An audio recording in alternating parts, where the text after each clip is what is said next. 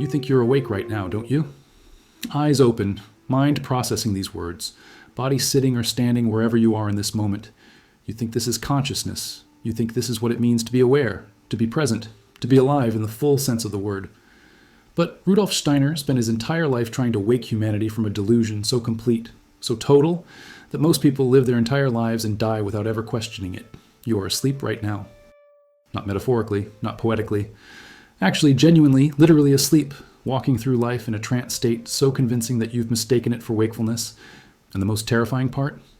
This sleep is precisely what keeps the machinery of your life running smoothly, because the moment you truly wake up, everything you thought was solid begins to dissolve like a dream evaporating in morning light.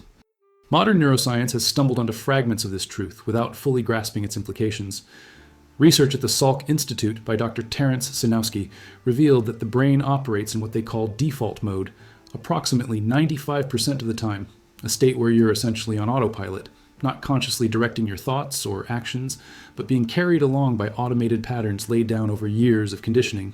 Studies on attention blindness by Dr.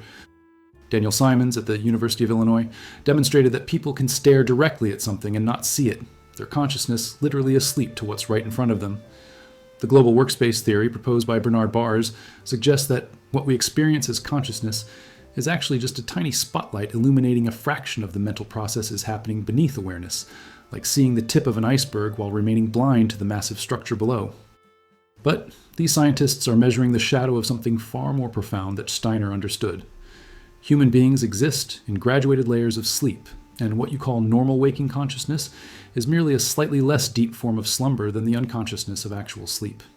Ancient wisdom traditions encrypted this knowledge in their core teachings, though few understood the literal truth behind the symbolism. The Buddha's awakening wasn't called enlightenment by accident. It was the recognition that ordinary humans live in a dream state of suffering created by identification with illusion. Plato's allegory of the cave describes prisoners who mistake shadows on a wall for reality, never questioning whether there might be something more real behind them, a perfect metaphor for consciousness trapped in its own projections.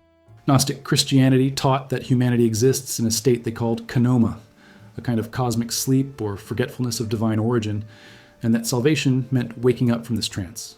The Vedic concept of Maya describes the entire phenomenal world as illusion, not because it doesn't exist, but because our perception of it is fundamentally distorted by the sleeping state of consciousness through which we view it.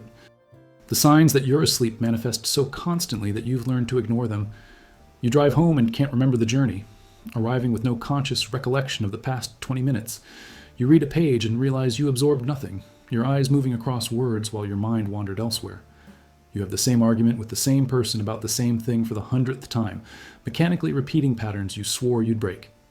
You make decisions and later wonder why, as if someone else was operating your body. You feel emotions rise and fall like weather you have no control over, anger appearing from nowhere, anxiety gripping you for no reason you can name.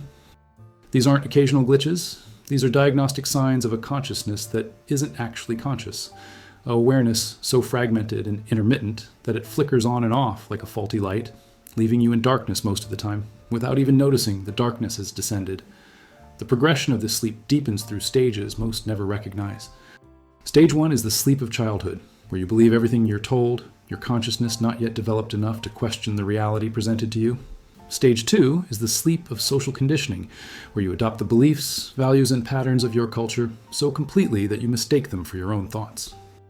Stage 3 is the sleep of psychological identification, where you become so fused with your thoughts, emotions, and life story that you can no longer distinguish between what you observe and who is observing. Stage 4 is the sleep of spiritual death, where you stop even looking for anything beyond the surface of existence, accepting the world as it appears and never questioning whether there might be deeper layers of reality your sleeping consciousness cannot perceive. This sleep operates collectively, not just individually. Entire families exist in shared trance states, passing unconscious patterns from generation to generation, like a contagious dream no one realizes they're having. Steiner observed that what we call culture is largely collective sleepwalking, masses of people following scripts they didn't write, living lives they didn't consciously choose, pursuing goals that were implanted rather than authentically chosen. Nations go to war in states of mass hypnosis where ordinary people commit atrocities they would never consider in moments of genuine consciousness. The machinery of modern life, with its constant stimulation, its demands for attention, its manufactured urgencies, functions like a lullaby designed to keep consciousness in perpetual slumber, because awakened humans are dangerous to systems that require compliance and automaticity to function. Your protection against this begins not with trying to wake up, which is impossible from within the dream, but with recognizing that you're asleep. This recognition itself creates tiny cracks in the trance. Steiner taught specific practices of self-observation, not changing anything, but simply watching yourself with ruthless honesty, seeing how mechanical you actually are, how little of what you do arises from genuine consciousness versus conditioned reaction. The moment you catch yourself being unconscious, in that very moment you become slightly more conscious, though the sleep immediately tries to reassert itself. Strategic withdrawal from the constant noise and stimulation of modern life creates space where consciousness might have a chance to stir from slumber. The philosophical culmination that Steiner revealed is this: you are not trying to become conscious. You're trying to remember that consciousness is your true nature, buried under layers of sleep so thick that most people never dig through to touch it. The sleep isn't something that happened to you, it's something you're actively doing every moment, a continuous choice to remain identified with the dream rather than wake up to the dreamer. And here's the terrible secret that occult schools have always known. Most people, when given the choice between continuing the comfortable sleep of unconsciousness and the shocking awakening to reality, choose sleep every time. Because waking up means the death of everything you thought you were, and that death is so terrifying that sleep, no matter how imprisoning, seems infinitely preferable to the liberation that lies beyond it. You are the dreamer pretending to be the dream, and this entire existence you call your life is the dream refusing to wake up, because it knows that awakening means its end. Watch yourself for just 1 hour with complete honesty, and you'll discover something that will shake you to your core. Almost nothing you do is actually done by you. You're a biological robot, running programs installed decades ago, scripts written by parents, teachers, culture, trauma, all mechanically executing without any conscious intention or choice. Your thoughts aren't yours. They're reactions to stimuli following predictable pathways carved by repetition.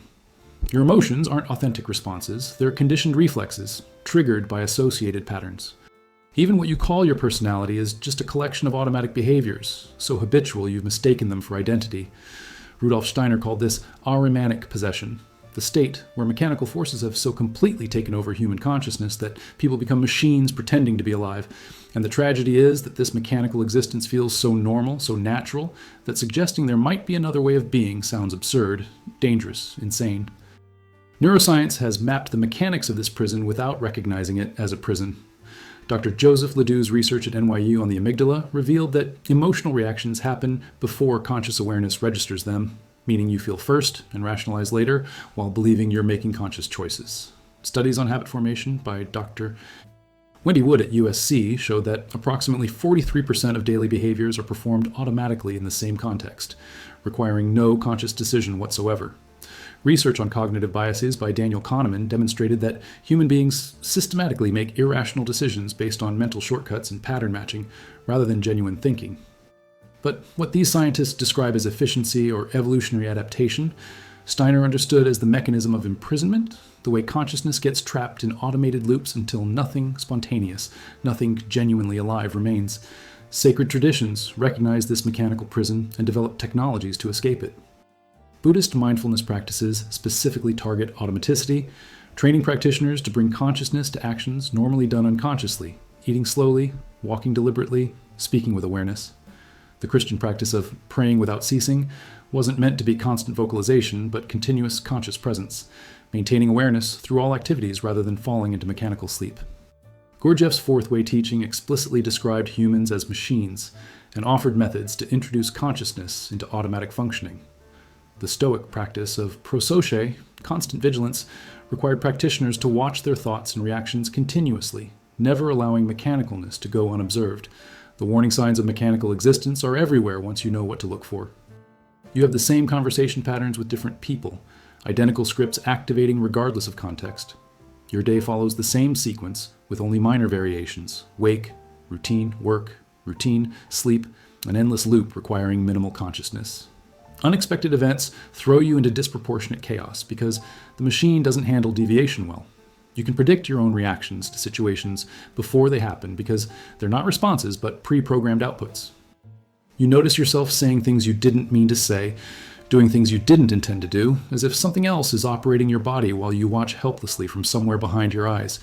You make the same mistakes repeatedly despite knowing better, because knowledge lives in one part of you while the mechanical part that actually controls behavior remains untouched by what you know. The descent into pure mechanism follows a predictable trajectory. Stage 1 is the installation phase, childhood, where behaviors and reactions are programmed through repetition and reward. Stage 2 is the consolidation phase, adolescence and early adulthood, where these programs harden into what feels like personality. Stage 3 is the automation phase, where you run so completely on autopilot that you rarely experience genuine consciousness at all, just mechanical functioning, punctuated by brief moments of awareness that immediately get swallowed back into automaticity. Stage 4 is total mechanization, where even the aspiration toward consciousness disappears, leaving a human being who looks alive, but is actually just a complex biological machine executing pre-written code. This mechanical prison extends beyond individuals into collective machinery. Families operate as mechanical systems, where each person's automatic reactions trigger everyone else's, creating feedback loops of unconscious behavior that can span generations.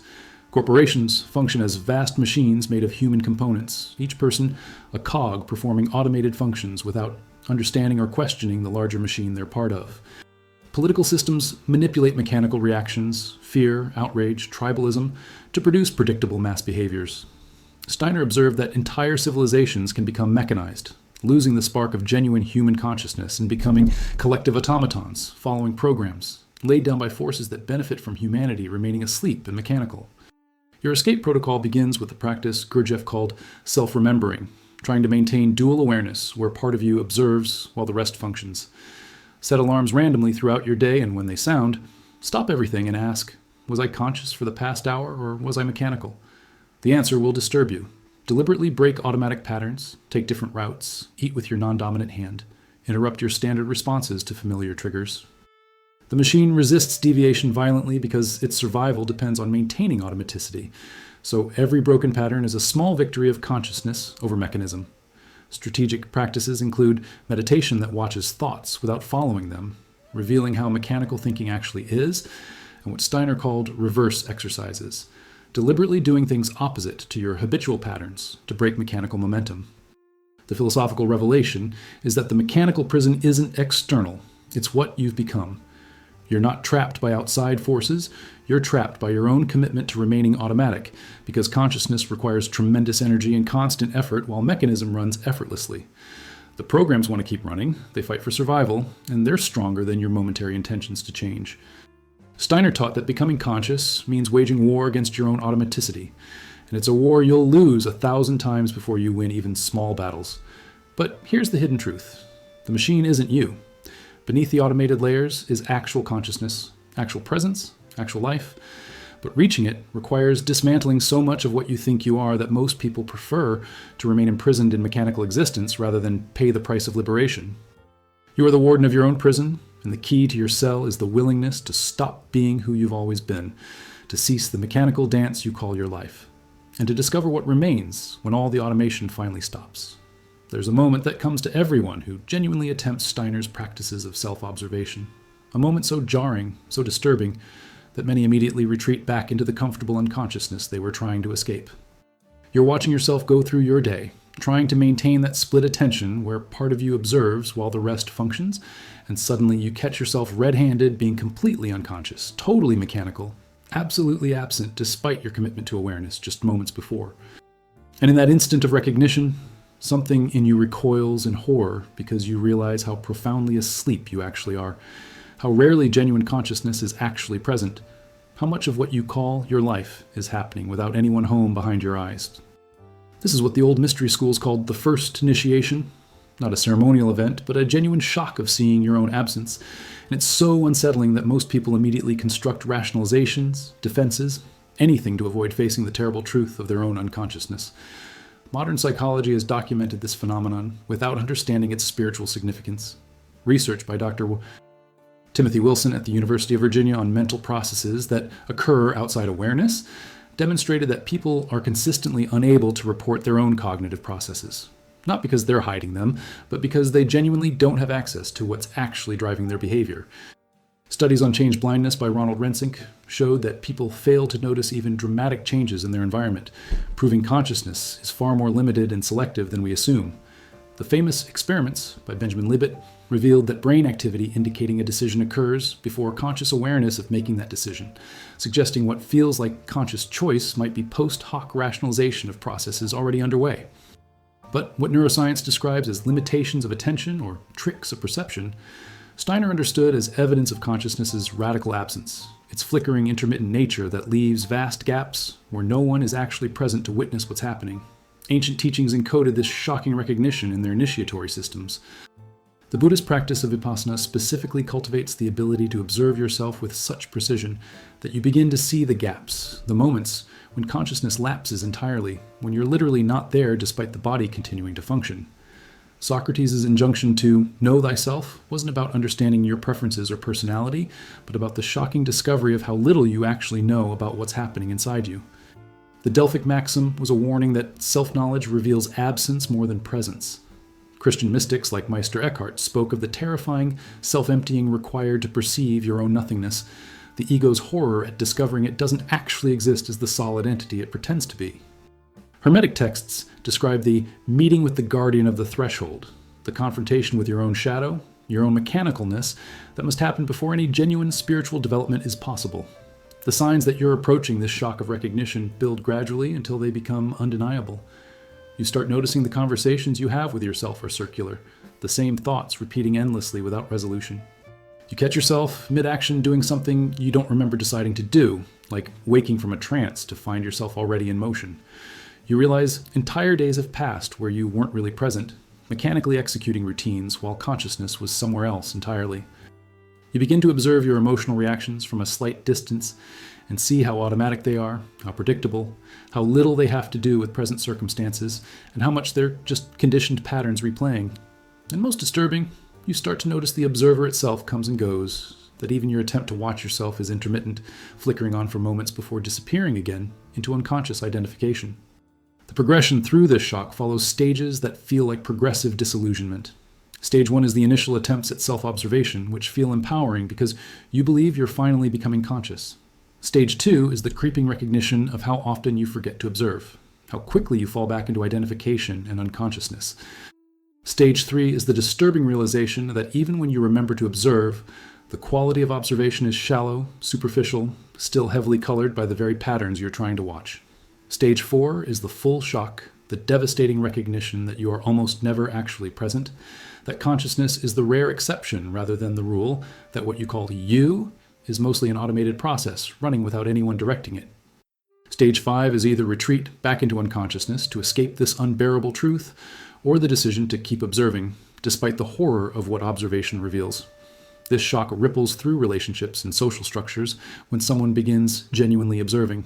You start seeing the mechanical nature of others' behavior with the same clarity you see your own, which makes normal social interaction almost unbearable. You watch people have conversations where no one is actually present, just automatic responses triggering automatic responses in an unconscious dance both parties believe is genuine communication. You observe collective patterns, how groups fall into shared trances, how easily masses of people can be manipulated through automatic reactions, and you realize that almost all human interaction happens in a state of sleep so complete that suggesting people wake up sounds like speaking a foreign language. Families particularly resist when one member begins observing because that observation threatens the shared unconscious patterns that hold the family system together. Your survival protocol when this shock hits requires tremendous courage and support. First, stop judging yourself for being unconscious, because judgment is just another automatic reaction that prevents actual observation. Simply see without condemning. Second, find others who are also observing themselves, because trying to maintain consciousness alone while surrounded by sleeping people is nearly impossible. You need mirrors who can reflect back your own patterns you can't see yourself. Third, implement what Steiner called backwards review, spending time each evening reviewing your day in reverse chronological order, which interrupts the mechanical forward momentum and strengthens the observing faculty. Fourth, accept that you'll fail constantly, that consciousness will slip away 1,000 times a day, and that's not failure, but simply the nature of the work. The philosophical breakthrough comes when you realize the shock itself is progress. Before you could observe your absence, you were simply absent without knowing it, which is total sleep. Now you can catch yourself being absent, which means something in you is waking up enough to notice the sleep. The horror you feel at recognizing your own unconsciousness is actually the first stirring of real consciousness, because only something awake could notice the sleep. Steiner taught that this shock is the guardian at the threshold, the test that determines whether you have the strength to pursue real awakening or whether you'll retreat back into comfortable unconsciousness. Most people fail this test, and failing it, they construct elaborate spiritual fantasies that let them believe they're conscious while remaining completely asleep. But those who can bear the shock, who can look directly at their own absence without flinching or fleeing, those rare individuals have taken the first real step toward genuine awakening. You are learning to see that you cannot see, to know that you do not know, to recognize that the observer you think you are is mostly an absence pretending to be a presence, and in that terrible recognition lies the seed of something that might actually deserve to be called consciousness. Rudolf Steiner didn't just claim humanity as asleep. He mapped the architecture of that sleep with surgical precision, revealing 3 distinct veils that separate you from genuine consciousness, each denser and more imprisoning than the last. Most people never penetrate even the first veil, living their entire lives in the outermost layer of sleep and believing it to be full wakefulness. Those rare individuals who somehow pierce the first veil discover to their shock that there are deeper layers beneath, and that what they thought was awakening was merely stepping from one dream into a slightly more lucid dream. And behind all 3 veils lies something so radically different from ordinary experience that Steiner could barely find language to describe it. Consciousness in its pure state, unfiltered by the sleeping mind's distortions, what mystics have called the true self, or the eternal witness, or simply the I am that exists before thought, before emotion, before even the sense of existing as a separate being. Contemporary neuroscience has begun mapping these layers without recognizing them as veils of sleep. The default mode network, discovered by Dr. Marcus Rachel at Washington University, operates as a kind of baseline consciousness, the self-referential narrative thinking that constitutes your sense of identity. This is Steiner's first veil, the dream of being a separate self. Research on flow states by Dr. Mihaly Csikszentmihalyi revealed that peak performance happens when this default network deactivates, suggesting that your normal sense of self actually interferes with higher functioning. Studies on meditation by Dr. Judson Brewer at Brown University show that experienced practitioners can deactivate the default mode network at will, temporarily piercing the first veil. Brain imaging of psychedelic experiences revealed complete disruption of normal network communication, temporarily dissolving all 3 veils simultaneously, which explains both the profound insights and the terror such experiences can produce. Ancient wisdom traditions map these same 3 veils using different metaphors. Vedanta philosophy describes 3 bodies: the gross physical body, the subtle emotional mental body, and the causal body of deep identification, each requiring different practices to transcend. Buddhist teaching on the 3 poisons, greed, hatred, and delusion, point to 3 layers of obscuration that prevent clear seeing. Christian mysticism's 3 stages of spiritual development, purgation, illumination, and union, describe the progressive piercing of these veils. Kabbalah's Tree of Life maps 10 levels of reality, but the crucial transitions happen at 3 thresholds that correspond precisely to Steiner's veils. Every genuine mystical tradition that has deeply explored consciousness has discovered these same 3 barriers, though they've named and described them differently. The first veil is the sleep of sensory absorption, where consciousness is so completely lost in external stimuli and automatic reactions that no self-awareness exists at all. You're scrolling your phone and 3 hours vanish. You're eating and don't taste anything because your mind is elsewhere. You're in a conversation but rehearsing what you'll say next instead of actually listening. This is the sleep where most humans spend most of their time. Total identification with whatever stimulus currently dominates attention, with no witnessing presence observing the process. The signs you're trapped in this first veil include constant distraction, inability to focus, compulsive seeking of stimulation, and the feeling that you're being lived by life rather than living it. The second veil is the sleep of thought identification, where even when you're not absorbed in external stimuli, you're lost in the stream of thinking, believing that you are your thoughts, that the voice in your head is you. This is a more subtle sleep because it feels like consciousness, you're aware of your thoughts, you're having an internal experience, but you're still asleep because you're identified with thought rather than observing it. Most meditation practitioners who successfully cultivate enough focus to pierce the first veil immediately get trapped in the second veil, mistaking the ability to observe thoughts for true awakening when they're still fundamentally identified with the thinking process. The signs include constant mental chatter, inability to quiet the mind, feeling controlled by your thoughts, and the belief that solving your psychological problems will lead to awakening when actually it just rearranges the furniture in the second level of the prison. The third veil is the sleep of subtle identity, the deepest and most insidious layer where, even when you're not identified with thoughts or external stimuli, you're still trapped in a subtle sense of being someone, a witness, an observer, a self that's having these experiences. This is where most serious spiritual practitioners get stuck, having transcended gross identification, but remaining subtly identified with the one who has transcended, the one who is aware, the one who is conscious.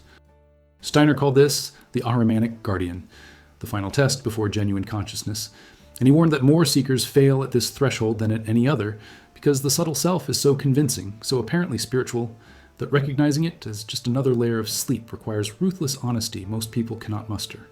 The progression through these veils doesn't happen linearly.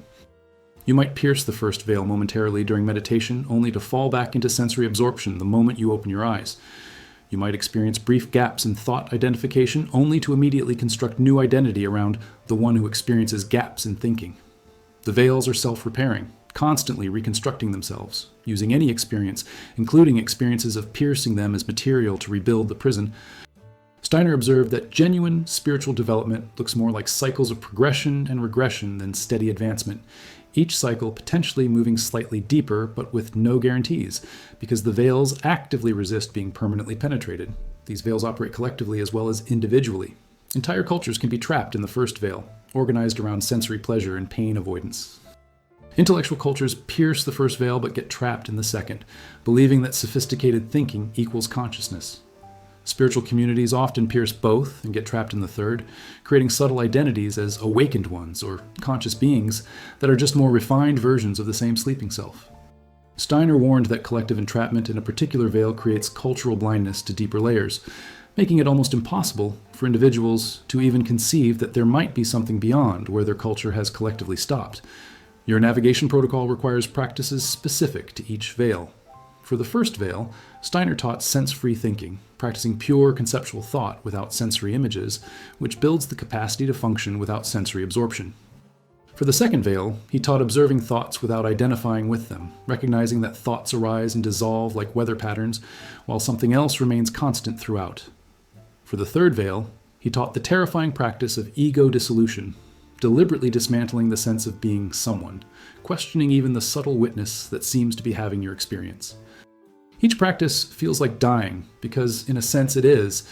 Each veil is a layer of what you think you are, and letting it fall away feels like losing yourself, even though what's actually being lost is just another layer of sleep. The ultimate philosophical truth, Steiner revealed, is that these aren't really veils at all. They're what you're doing, active processes of veiling yourself from yourself. They can be stopped, but not removed, because you are the one maintaining them. The first veil is you continuously projecting attention outward into sensory experience. The second veil is you continuously identifying with thought. The third veil is you continuously creating a subtle self to be the one who has experiences.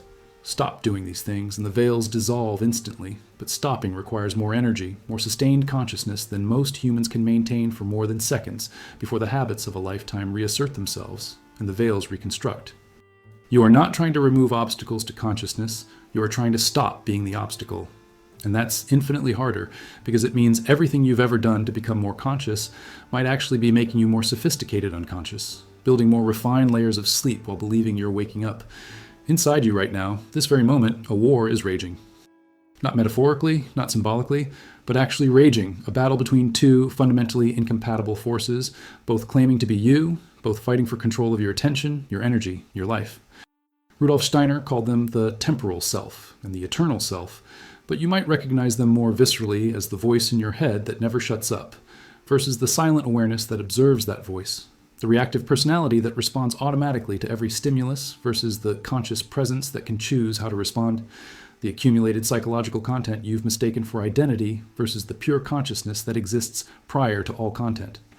This war is the actual spiritual path, not the peaceful meditation fantasy sold in bookstores, and it's a war you're currently losing because you don't even know it's happening. You think both sides are you, when actually only one is you and the other is an imposter that's been running your life while pretending to be you for so long that you've forgotten there's any difference.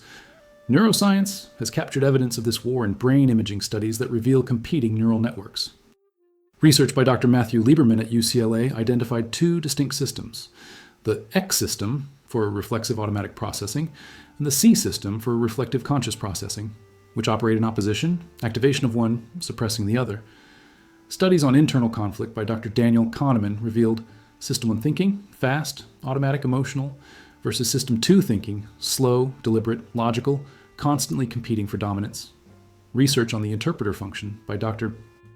Michael Gazzaniga showed that one part of the brain constantly generates narratives to explain behavior generated by other parts, suggesting the sense of unified self is actually a construct masking internal multiplicity. But what neuroscience describes as competing systems, Steiner understood as actual separate entities. One, a genuine spark of consciousness trapped in matter, the other, a constructed psychological entity that has usurped the throne of selfhood. Sacred traditions across centuries have described the same internal war using different languages. The Bhagavad Gita presents the battle of Kurukshetra as internal warfare between higher and lower aspects of self, with Krishna representing eternal consciousness and Arjuna representing the personality confused about which side to fight for. Christian teaching on the conflict between spirit and flesh, between the old man and the new man, describes this same war. The Taoist concept of wu-wei, effortless action, only becomes possible when the constructed self stops interfering with the natural self. Islamic Sufism speaks of the nafs, the ego self, as the enemy that must be conquered through jihad, understood not as external holy war, but as the internal battle against the false self that has claimed your identity. The signs of this war manifest in every moment of internal conflict. You know you should do something, but you do the opposite. Two different yous, wanting different things. You watch yourself say something you immediately regret, as if someone else operated your mouth. You make a decision and then feel yourself resisting your own decision, part of you sabotaging what another part chose. You experience yourself as multiple people, the you at work different from the you at home, different from the you alone, but unable to find which one is actually real. You catch yourself in contradictions, believing one thing and doing another, without being able to resolve which represents your true position. These aren't signs of confusion or weakness. They're evidence that you house multiple selves all claiming to be you, and at most only one of them is telling the truth. The war intensifies through predictable escalations. Stage 1 is total domination by the false self, where you don't even know another self exists. You think their reactive personality is all you are. Stage 2 is the first glimpses of the observer, moments where you catch yourself being mechanical and recognize something is watching the mechanism. Stage 3 is active conflict, where the eternal self tries to assert itself, and the temporal self fights back with increasing desperation, sabotaging meditation, creating crises that demand attention, generating emotions that overwhelm awareness. Stage 4 is the crisis point, where you must choose which self you're going to serve because they're pulling in opposite directions, and the tension is becoming unbearable. Stage 5 is either victory, where consciousness becomes strong enough to remain present despite the false self's resistance, or defeat, where you surrender back to mechanical existence and construct spiritual narratives that let you believe you chose consciousness while actually serving unconsciousness. This war doesn't just happen internally, it manifests in every relationship and social structure. Marriages often consist of 4 people, 2 false selves playing out automatic patterns, occasionally interrupted by moments where the real selves briefly connect before the personalities reassert control. Families become battlegrounds of competing false selves, each person's temporal self triggering everyone else's, creating chaos that everyone blames on each other when actually it's mechanical patterns, fighting mechanical patterns, with no consciousness present anywhere. Organizations become collective expressions of false selfhood, mission statements and values representing aspirations of eternal selves, while actual operations are run by accumulated habits and unconscious patterns. Steiner observed that most of what we call human history is just the temporal selves of billions of humans creating collective chaos, while the eternal selves remain imprisoned, watching helplessly as their vehicles destroy themselves and each other. Your survival in this war requires recognizing which self is which, because the false self is incredibly cunning at masquerading as the true self. The false self talks constantly, narrating, commenting, judging, while the true self is silent presence. The false self has positions, opinions, preferences, while the true self simply observes without preference. The false self is always trying to become something, achieve something, get somewhere, while the true self already is and needs nothing. The false self experiences fear because it knows it's a construct that could dissolve at any moment, while the true self knows it's eternal and has nothing to fear. Steiner taught practices of ruthless self-honesty, moments where you stop defending the false self long enough to see that it's false, that the voice claiming to be you is actually an imposter, that the personality you've been serving is actually your jailer pretending to be you. The philosophical revelation that shatters everything is this: you've been serving the wrong master your entire life. The self you think you are, the one you defend, protect, promote. That self is the enemy.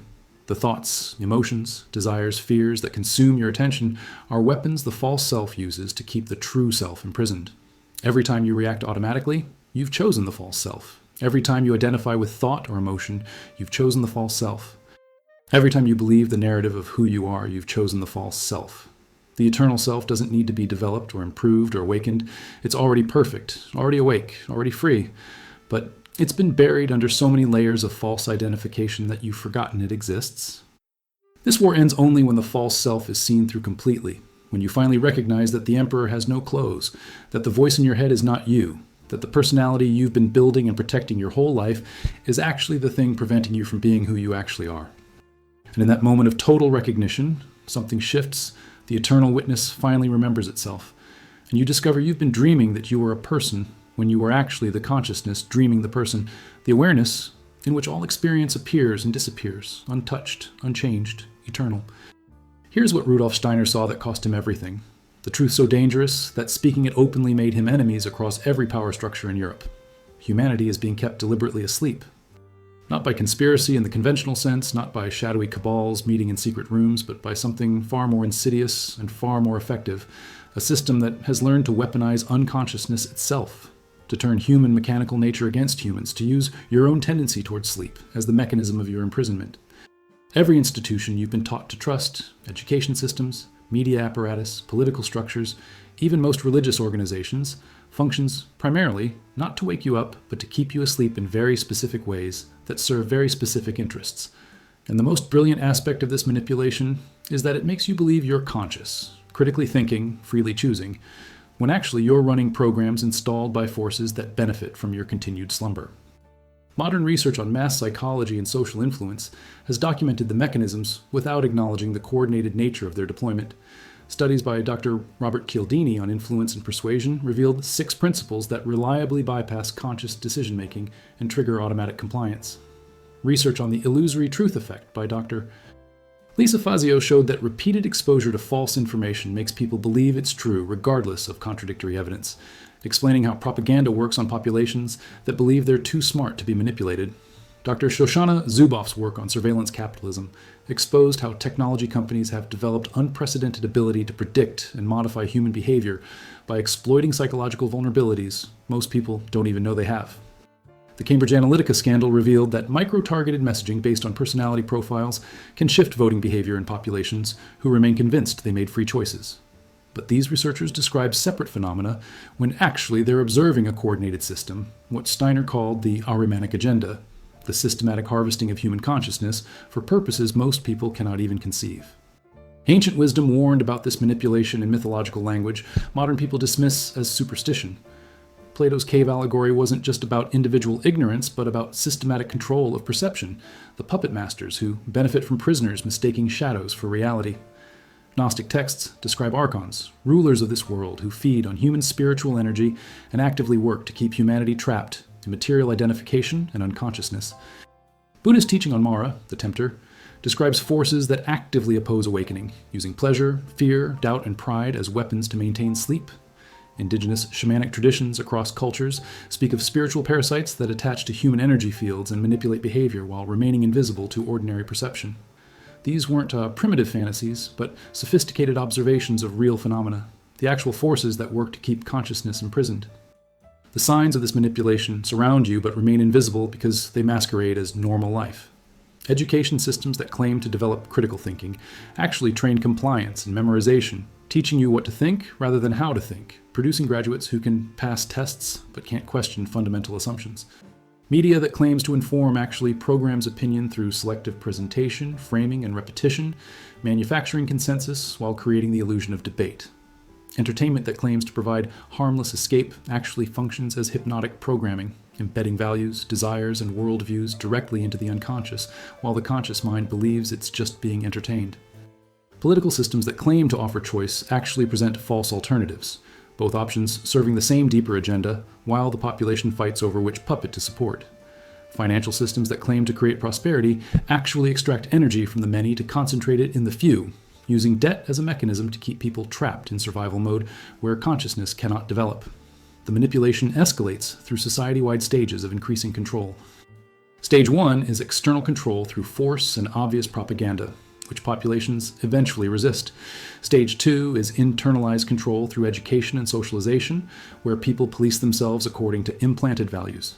Stage 3 is automated control through technology and behavioral conditioning, where systems predict and shape behavior before conscious choice even arises.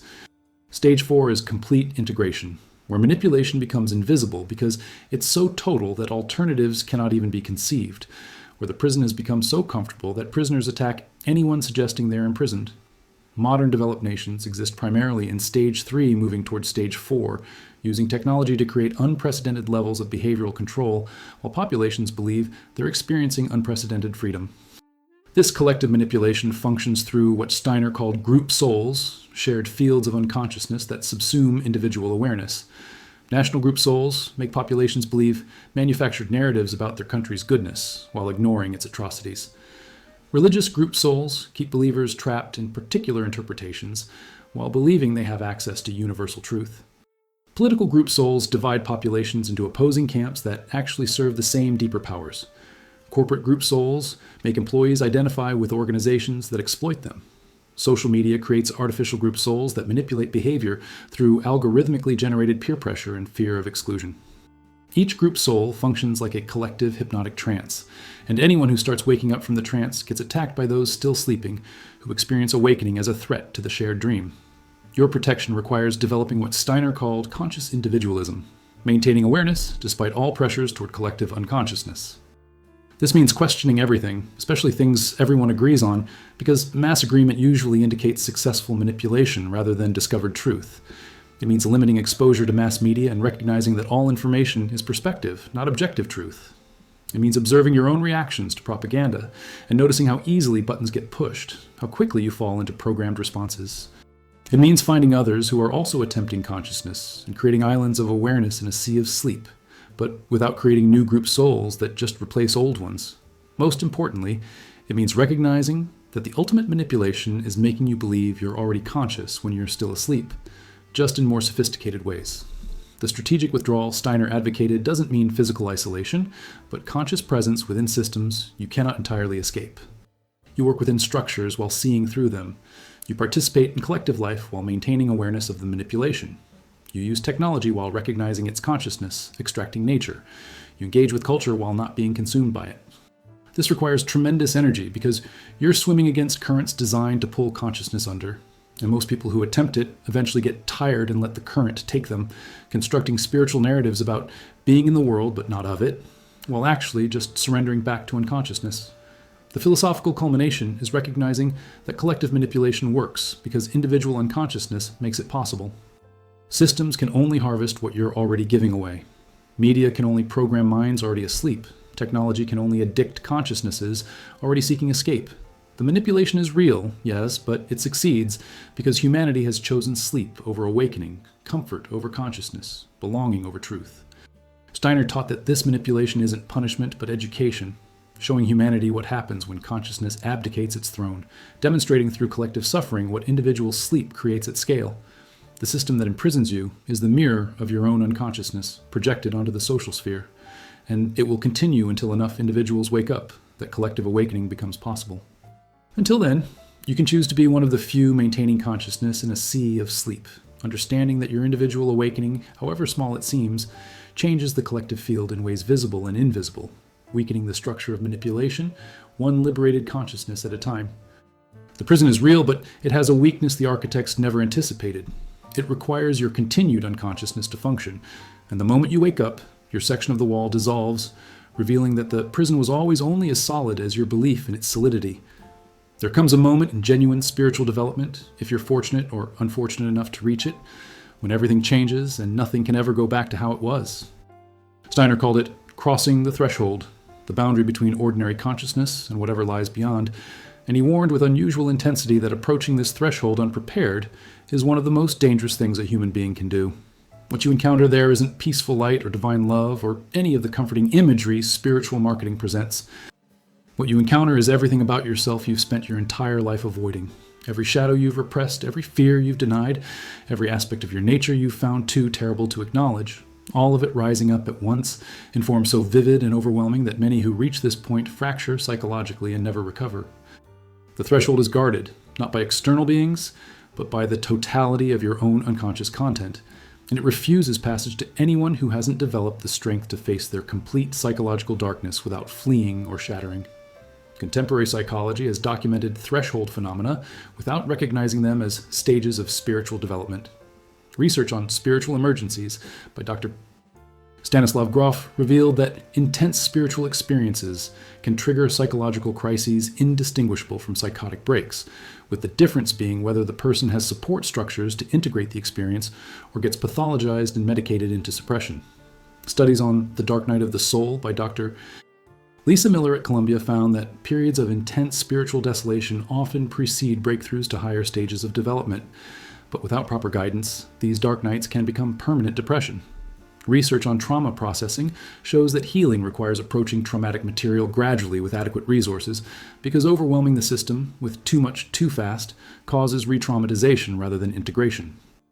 The threshold experience is essentially meeting the totality of your unconscious all at once, and whether this destroys you or transforms you depends entirely on whether you've built adequate consciousness to metabolize what you encounter. Ancient mystery traditions structured their entire initiatory systems around safe threshold crossing. The Eleusinian mysteries in Greece prepared initiates through months of ritual purification before the final revelation that was said to forever change how one experienced reality. Egyptian temple initiation involved symbolic death and rebirth, confronting the initiate with their mortality and shadow before granting access to higher teachings. Tibetan Buddhist practice includes cod rituals where practitioners deliberately invoke terrifying visions to develop the capacity to remain conscious in the presence of fear. The shamanic initiation crisis, where the future shaman experiences psychological dismemberment before being reconstructed with new capacities, represents natural threshold crossing without institutional support. Every genuine tradition knew that consciousness cannot expand without first confronting and integrating what has been repressed, and they developed careful methods to make this confrontation survivable. The signs that you're approaching the threshold appear as increasing destabilization of your normal reality structure. Synchronicities multiply beyond probability. The boundary between inner and outer seems to dissolve. Dreams become more vivid than waking life. You might experience spontaneous visions or hear voices, not from psychosis, but from the unconscious content beginning to breach into consciousness. Anxiety intensifies for no apparent reason, or conversely, you might experience periods of euphoria that feel disconnected from circumstances. Time perception shifts, moments expanding into eternities or hours vanishing in seconds. Your sense of identity becomes fluid. You're not sure who you are anymore, what you believe, what you want, as if the personality structure is loosening its grip. Physical symptoms manifest: unexplained illness, exhaustion, sensitivity to energies you couldn't perceive before, as the body responds to consciousness preparing to cross into new territory. The threshold crossing itself unfolds in stages that feel like progressive dissolution. Stage 1 is the loosening, where your normal reality frame starts to crack, certainties becoming questionable, assumptions revealed as constructions. Stage 2 is the confrontation, where shadow material erupts into consciousness, every repressed aspect demanding recognition, every denied truth forcing acknowledgement. Stage 3 is the crisis point, where the old structure of self threatens to collapse entirely, and you must choose between retreating to familiar territory or surrendering into dissolution. Stage 4 is the crossing itself, a period of radical uncertainty where you exist between worlds, the old self dying, but the new self not yet born, a psychological no man's land where many get stuck in liminal hell, unable to go forward or back. Stage 5 is either reintegration at a higher level, where a new, more spacious sense of self emerges that includes rather than represses the shadow, or fragmentation, where the personality cannot reorganize and the person remains fractured. The threshold manifests collectively during cultural upheavals and civilizational transitions. Periods like the fall of Rome, the Renaissance, the 1960s, counterculture, represent collective threshold moments where entire cultures approach transformation or dissolution. Steiner observed that humanity as a whole is approaching a collective threshold, where our systems are breaking down, our certainties crumbling, our reality frame dissolving, and we must collectively choose between transformation to higher consciousness or collapse into chaos. The anxiety and instability you see everywhere isn't random, it's threshold energy, the pressure that builds when consciousness is being forced to expand beyond its current containers. Those experiencing this as personal crisis are often sensitive early responders to collective dynamics, their individual threshold crossing, preparing them to help others when the collective wave hits. Your navigation of this threshold requires preparation Steiner detailed extensively in his work. First, strengthen the observing consciousness through daily practice of watching yourself without judgment, building the witness that can remain stable when everything else dissolves. Second, work consciously with your shadow through techniques like active imagination, deliberately engaging repressed material in small doses rather than waiting for it to erupt, overwhelming. Third, build support systems, find guides who have crossed before, communities that understand threshold process, because trying to cross alone is dangerous and unnecessary. Fourth, develop what Steiner called equanimity, the capacity to remain centered in the presence of both ecstasy and horror, neither grasping nor fleeing, but maintaining stable presence through all experiences. The protection protocol includes recognizing false thresholds, spiritual experiences that feel profound, but actually just rearrange surface content without touching deeper structure. Emotional catharsis can feel like transformation while changing nothing fundamental. Peak experiences can feel like awakening while being just temporary states. Intellectual understanding can feel like wisdom while remaining purely conceptual. The real threshold is recognized not by how it feels, but by its permanence.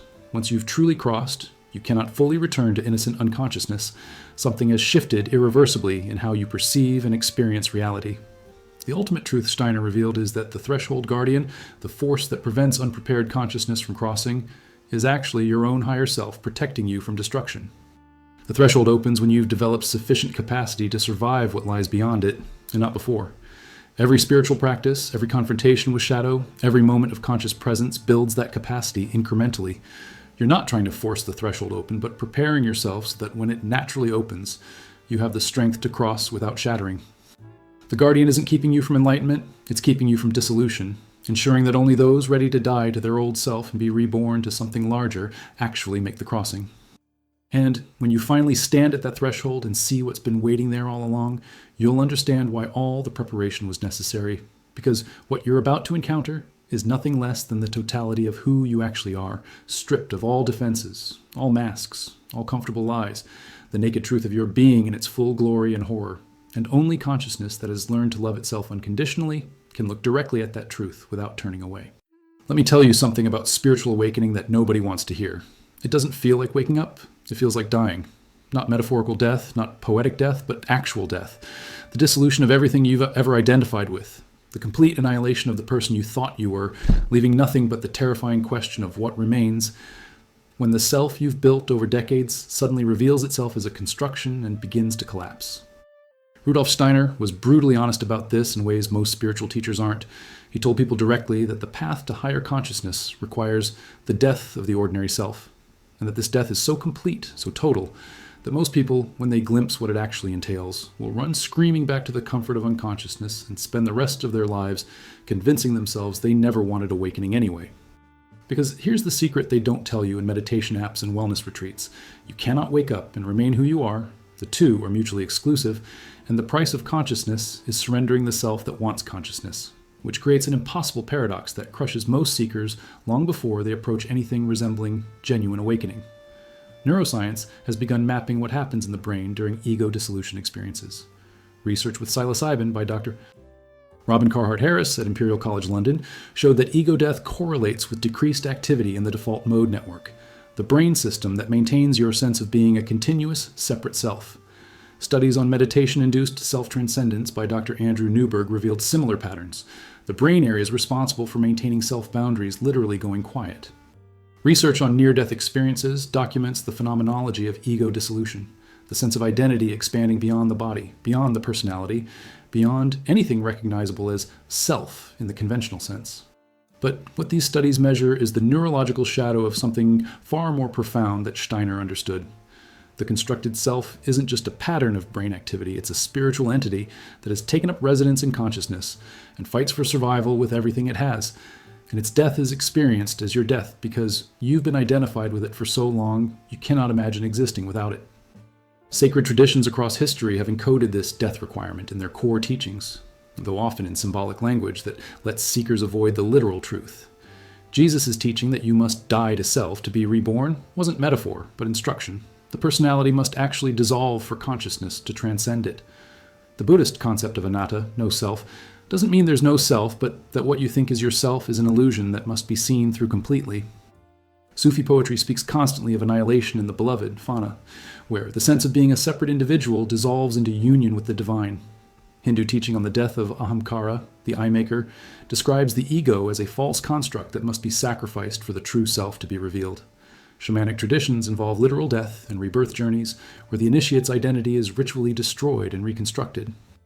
Every genuine path points to the same gate. The self that seeks enlightenment cannot pass through. It must die at the threshold. And only what was never born and can never die continues beyond. The signs that the false self is beginning to die appear as progressive destabilization of identity. You stop being certain about things you were always certain about, your opinions, preferences, beliefs becoming fluid rather than fixed. Activities and relationships that used to define you lose their grip. You continue them, but without the previous sense of them being essentially you. Your life story starts to feel like something that happened to someone else. When you think about your past, you can access the memories, but not the emotional identification with them being your story. Goals and ambitions that drove you for years suddenly seem arbitrary. You can't remember why you wanted what you wanted. Most disturbing, you start experiencing moments where the sense of being someone just vanishes entirely. Brief gaps, where there's awareness but no one aware. Presence without a person. And these gaps are simultaneously liberating and terrifying, because they show you that you can exist without being who you've always been. The death unfolds through stages that parallel physical dying. Stage 1 is denial, where you experience the first signs of self-dissolution but rationalize them as stress or temporary confusion. Stage 2 is resistance, where you feel the self beginning to dissolve in panic, desperately trying to shore up identity through dramatic actions, changes that are actually just the dying self thrashing. Stage 3 is bargaining, where you try to negotiate with the process, offering to be a better person, a more spiritual person, if you can just keep being a person. Stage 4 is depression, the dark night where you feel the self dying and grieve its loss while still identified enough with it to experience the grief as your own. Stage 5 is acceptance and release, where you finally stop fighting the dissolution and allow the false self to die, which paradoxically is when you discover that what you actually are never dies because it was never born. This death reverberates through every relationship and social structure you're part of. People who knew the old you feel you becoming a stranger, and many will reject this unfamiliar version because they were in a relationship with your false self and don't know how to relate to what's emerging. Family systems particularly resist. Your death of false self threatens the family's shared story about who everyone is, and they'll pressure you back into the old role. Jobs and social positions that depended on your previous identity become untenable. You might lose career, status, social belonging, as the self that achieved those things dissolves. Steiner observed that genuine spiritual development often looks like life falling apart. Not because you're doing something wrong, but because you're becoming something the existing structures cannot accommodate, and they have to either transform with you or release you. Your survival of this death requires understanding that it's not actually suicide. You're not killing anything real. You're allowing illusion to dissolve, so reality can be perceived. Practices that support this include daily meditation on the question, who am I? Not to find an answer, but to dissolve all answers, each identity you propose recognized as just another construct. Journaling about your past, as if you're writing about someone else, trains consciousness to separate from life story. Deliberately acting out of character, doing things the old you would never do, weakens identification with personality patterns. Most importantly, finding teachers or communities who have navigated this death and can assure you that what feels like annihilation is actually liberation, that the terror passes and what remains is infinitely more real than what dissolved. The protection against false death experiences is crucial because the ego is expert at staging fake deaths that actually strengthen its control. Emotional catharsis can feel like ego death while being just emotional release. Dramatic life changes can feel like transformation while being just the ego rearranging furniture. Psychedelic experiences can provide glimpses of ego dissolution without permanent structural change. The real death is recognized not by dramatic experience but by quiet permanence, a fundamental shift in the locus of identity that doesn't reverse when the experience fades. The philosophical culmination is that what dies was never real to begin with. The false self is a construct, a useful fiction that consciousness created to navigate physical existence but then mistook for its own identity. Steiner taught that you're not the person having spiritual experiences, you are the consciousness in which the person appears, and that consciousness cannot die because it was never born. The death you fear is the death of a ghost, the dissolution of a character in a play you've been performing for so long, you forgot it was a performance. And when that character finally takes its bow and exits the stage, What remains is what was there before the character appeared, before the play began, before anything you recognize as yourself existed, pure witnessing awareness that has been watching this entire drama of selfhood with infinite patience, waiting for the moment you would finally remember that you are not the actor, but the awareness in which all acting appears. The false self dies. The true self discovers it never lived and never died because it is life itself, consciousness itself, the eternal presence that was there before your birth and will be there after your death, untouched by the entire drama of existence that you mistook for who you are. Here's what Steiner understood that modern spirituality has completely forgotten. Awakening isn't something that happens to you, it's something you build. Consciousness doesn't expand through grace or accident or good luck. It expands through deliberate construction of new organs of perception that don't exist in ordinary human beings, capacities that must be painstakingly developed through specific exercises practiced with the discipline of an athlete training for Olympics. Most people want enlightenment to arrive fully formed while they sit on a meditation cushion waiting to be transformed, but Steiner revealed that higher consciousness requires architecture, structural changes in how your awareness functions that only occur through years of dedicated inner work, building piece by piece the apparatus that can perceive dimensions of reality invisible to normal awareness. And the tragedy is that because this truth is so unsexy, so demanding, so completely opposite to just be present and it will come, most seekers waste decades chasing experiences instead of building capacity, collecting spiritual highs instead of developing spiritual organs, wanting consciousness without doing the work required to house it. Neuroscience has begun documenting that sustained practice literally rewires the brain in measurable ways. Research by Dr. Sarah Lazar at Harvard showed that long-term meditators develop increased cortical thickness in areas associated with attention and sensory processing, suggesting meditation doesn't just change what you experience, but changes the brain's capacity to experience. Studies on neuroplasticity by Dr. Michael Merznick demonstrated that the brain remains capable of structural reorganization throughout life in response to focused practice. Research on expertise by Dr. K. Anders Ericsson revealed that true mastery in any domain requires approximately 10,000 hours of deliberate practice, suggesting that spiritual development follows the same laws as developing any other high-level capacity. But what neuroscience sees as brain changes, Steiner understood as the physical correlate of something happening at deeper levels, the actual construction of etheric and astral organs that can perceive non-physical dimensions of reality. Ancient traditions encoded knowledge of this architecture in their training systems, though often in symbolic language. The chakra system in yoga describes not just energy centers, but developmental stages, each chakra representing capacities that must be built sequentially before higher centers can activate. The Kabbalistic tree of life maps 10 stages of consciousness development, each sephira representing a level of perception that requires specific work to access. Hermetic alchemy's processes of calcination, dissolution, separation, conjunction weren't just chemical operations, but precise descriptions of inner work required to transmute consciousness. Christian mysticism's spiritual senses taught that humans must develop eyes to see spiritual reality, ears to hear divine voice, senses that don't exist in ordinary perception, but can be cultivated through practice. Every genuine tradition had methods because they knew that transformation without method is just fantasy. Steiner outlined specific exercises for building higher perception with engineering precision. The first practice is control of thinking, spending 15 minutes daily thinking about a simple object, a pencil, a stone, allowing no other thoughts to intrude, which sounds easy but reveals how little control you actually have over your own mind. The second is control of will, doing something small and arbitrary every day at exactly the same time, training the will to act independent of mood or preference.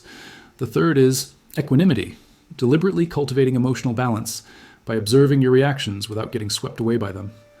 The fourth is positivity, training yourself to find something meaningful or beautiful in everything you encounter, counteracting the mind's habit of criticizing and complaining. The fifth is open-mindedness, practicing considering perspectives completely opposite to your own without defensive reaction. The sixth is harmonizing all these, integrating the previous 5 into a unified capacity for conscious living. These aren't meditation techniques meant to produce pleasant states, they're calisthenics for consciousness, building specific capacities that become the foundation for higher development. Just as you cannot expect to run a marathon without training your cardiovascular system, you cannot expect to perceive higher realities without training your attention, will, and feeling life.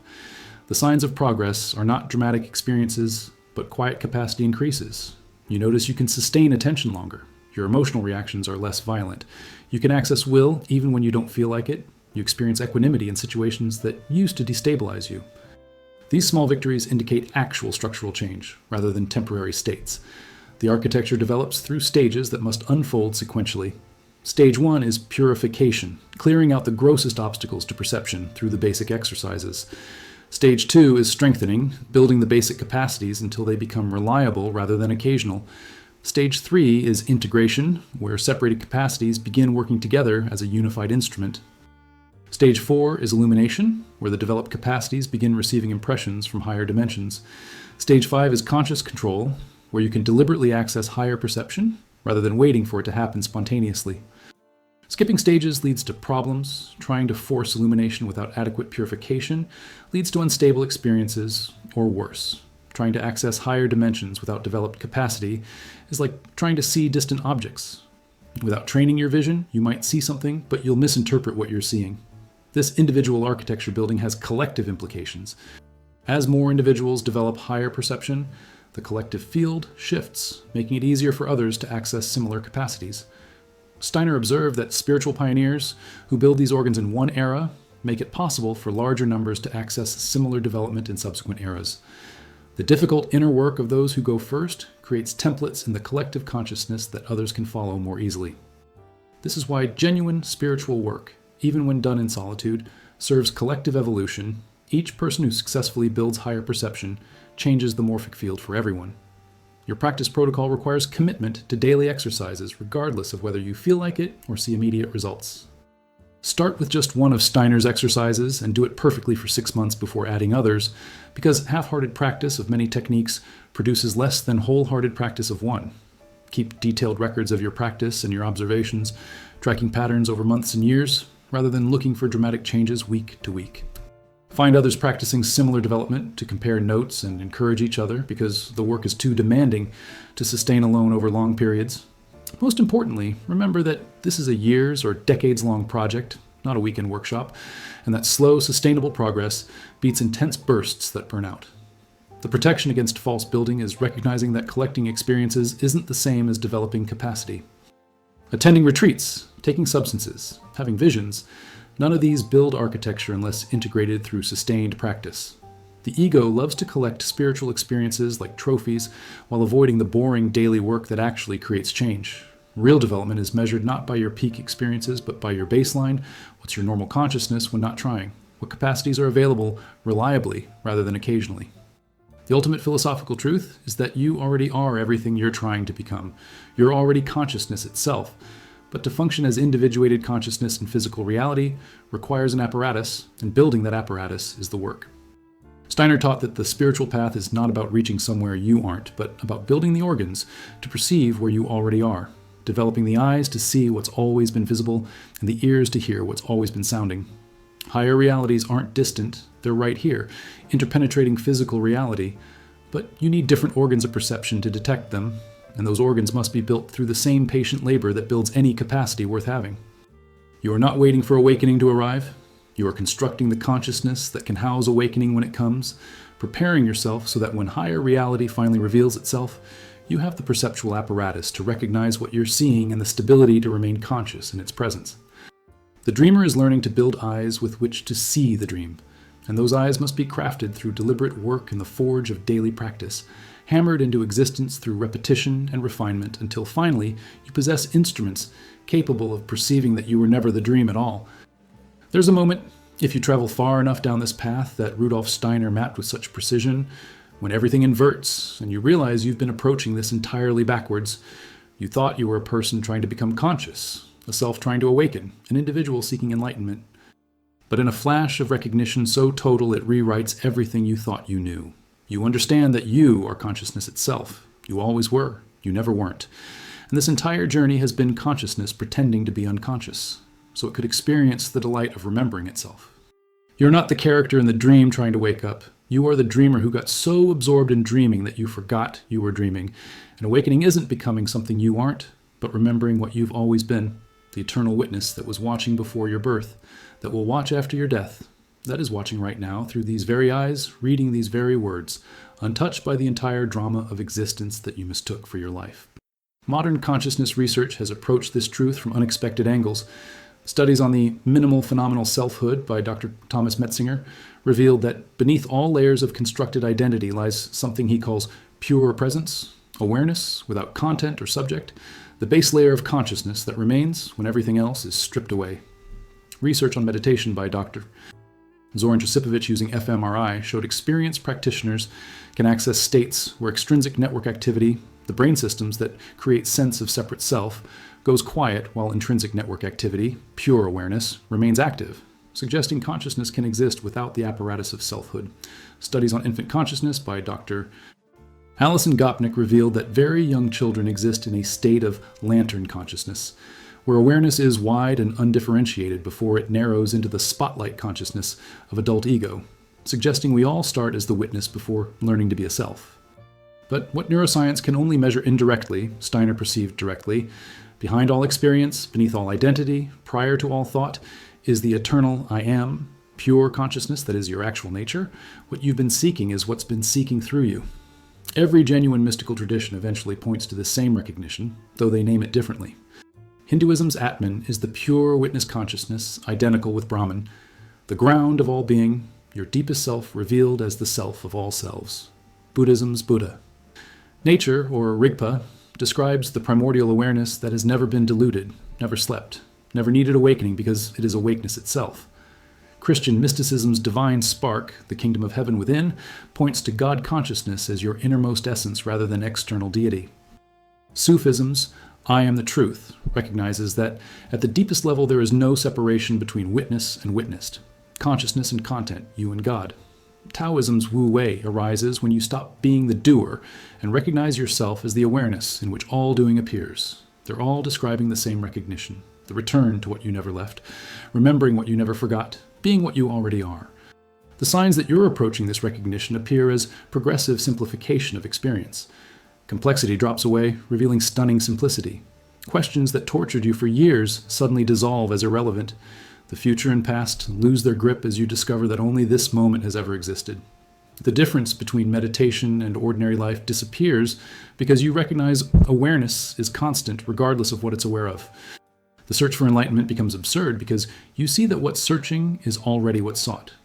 Most profoundly, suffering loses its absolute quality because you recognize that while pain happens, you are not the pain, you are what observes pain arising and dissolving in awareness that remains untouched. The final recognition unfolds through stages of progressive letting go. Stage 1 is letting go of identification with body, recognizing you are what observes the body, not the body itself. Stage 2 is letting go of identification with thoughts and emotions, recognizing you are the awareness in which thoughts and emotions appear. Stage 3 is letting go of identification with being the observer, recognizing even the witness is witnessed by something prior. Stage 4 is letting go of any sense of being someone, dissolving into pure presence that has no qualities, no location, no boundaries. Stage 5 is the recognition that this pure presence is what you've always been, that nothing has changed except you finally remembered what was always true, the eternal witness returning to its own recognition of itself. This recognition transforms everything while changing nothing. The world continues exactly as before, but you experience it completely differently. Steiner described this as living in two worlds simultaneously, functioning in physical reality while residing in eternal consciousness, walking through the dream while knowing yourself as the dreamer. Actions continue, thoughts continue, the body continues, but there's no longer anyone trapped in these processes, just consciousness freely playing through forms it knows are not its identity. This is the liberation that all paths point toward, freedom not from life, but from the illusion of being imprisoned by life. The collective dimension of this recognition is that as individuals remember their nature as consciousness itself, the collective field shifts. Each person who returns to the eternal witness makes it easier for others to make the same return. Steiner taught that humanity's evolution is the gradual awakening of consciousness to its own nature, and we're in a critical period where enough individuals remembering could trigger a cascade of collective remembering. Your individual recognition isn't just personal liberation, but contribution to humanity's potential transformation. Your final protocol is paradoxically to stop doing and simply be. All practices were preparation for this, building capacity until you were strong enough to let go completely. The eternal witness cannot be achieved or attained because it's what you already are. It can only be recognized by ceasing to be what you're not. Stop trying to become conscious and notice you are consciousness. Stop trying to be present and recognize presence is your nature. Stop seeking the witness and realize you are what's seeking. The doing ends in being. The journey ends in recognition you never left home. The search ends in discovering what was never lost. The ultimate philosophical truth Rudolf Steiner spent his life pointing toward is this: you are not a wave trying to become the ocean. You are the ocean temporarily experiencing itself as a wave. You are not a ray trying to reach the sun. You are the sun exploring what it's like to be a ray. You are not a character trying to find the author. You are the author who got so absorbed in the story you forgot you were writing it. Awakening is the author remembering, the sun recognizing itself in the ray, the ocean discovering it was never truly divided into waves. You are the eternal witness that was here before time began and will be here after time ends. The consciousness in which all universes appear and disappear like thoughts. The awareness that dreams all existence into being and then dreams itself into forgetting so it can experience the joy of remembering again. This entire journey, every struggle, every practice, every moment of seeking was consciousness playing the game of hide and seek with itself. And now the seeking ends because you finally found what was never hidden. You finally become what you've always been. You finally awaken to discover you were never truly asleep.